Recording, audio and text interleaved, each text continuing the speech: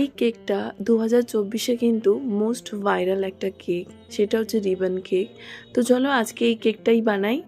এই কেকটা অর্ডার করেছিল আমার খুব কাছের একজন মানুষ, তার প্রিয়জনকে সারপ্রাইজ দেওয়ার জন্যে। আসলে তার হাজব্যান্ডের বার্থডে আরও কদিন আগে হয়ে গেছে, কিন্তু এতটা ব্যস্ততা থাকায় আজকে সে আমার থেকে কেকটা নিল, কারণ তার হাজব্যান্ড মেবি বাড়িতে এসছে, তাই আজকে ফাইনালি সারপ্রাইজ দেবে।